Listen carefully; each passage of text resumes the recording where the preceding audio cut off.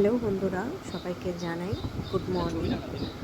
আজকে দীঘার last day, তাই এখন আমরা সকাল সকাল চলে এসেছি সমুদ্রের সামনে। আজকে আমাদের সকালবেলায় 10:35 ট্রেন দীঘা থেকে, তাই ভাবলাম লাস্টবারের মতো সমুদ্রকে আমরা বিদায় জানাবো। তাই এসেছি, এখন বাজে 7টা। দেখো, সি বিচটা প্রায় ফাঁকা, আর আমার হাজব্যান্ড ওখানে দাঁড়িয়ে আছে, ওকে কয়েকটা ফটো তুলে দেবো তার জন্য। এখন দেখো আমরা চা খেতে এসেছি। এখন আমরা ভাবলাম যে প্রথমে একটু চা বিস্কিটটা খেয়ে নিই, তারপর আমরা সত্যি কথা কপালের ব্রেকটা একটু খারাপ হলে একেবারেই সেরে নেবো, কারণ কোথাও ঘুরতে আসলে বাড়ি যাওয়াটা মোটামুটি করে রাখবো, মনটা কেমন একটা করে। ট্রেনে উঠে আর কি এমন খাওয়া পাওয়া যায়, তার জন্য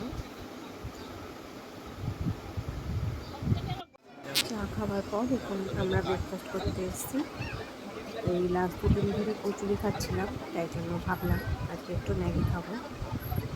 বাট কোকের জায়গায় দিয়েছে স্পুন, এর জন্য আমার ম্যাগিটা তুলতে একটু অসুবিধা হচ্ছিল প্রথমে। তারপর চেঞ্জ করে ওরা কোক দিল আমাকে। এবার হোটেল রুমে আসলাম, এসে আমরা চেঞ্জ করে নিয়েছি, আর দেখো সব ব্যাগও গোছানো হয়ে গেছে। এবার আমরা যাব স্টেশনে। সবারই মনটা একটু খারাপ। আমরা এখন দেখো দীঘা স্টেশনে চলে এসেছি, ট্রেন ঢুকছে আমাদের।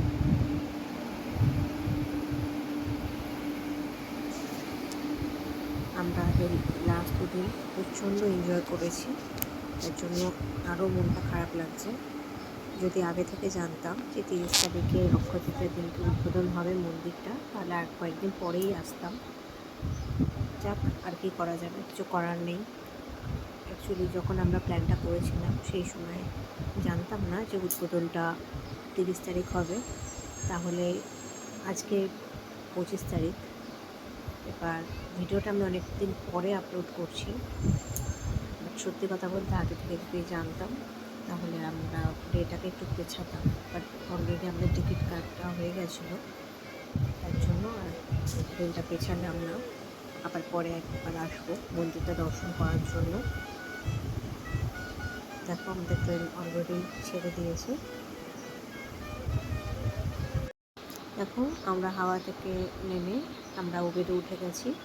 এখন নতুন নিয়ম হয়েছে, যাত্রী সাথী অ্যাপে প্রথমে ডাউনলোড করে সেখান থেকে ক্যাব বুক করে তারপরেই তোমরা গাড়ি পাবে, রানিং ট্যাক্সি পাবে না। যাই হোক, আজকে প্রচণ্ড টায়ার্ড, তার জন্য তোমাদের যদি এই ভিডিওটা ভালো লাগে বেশি বেশি করে লাইক করো, আমাদের চ্যানেলটাকে সাবস্ক্রাইব করো প্লিজ।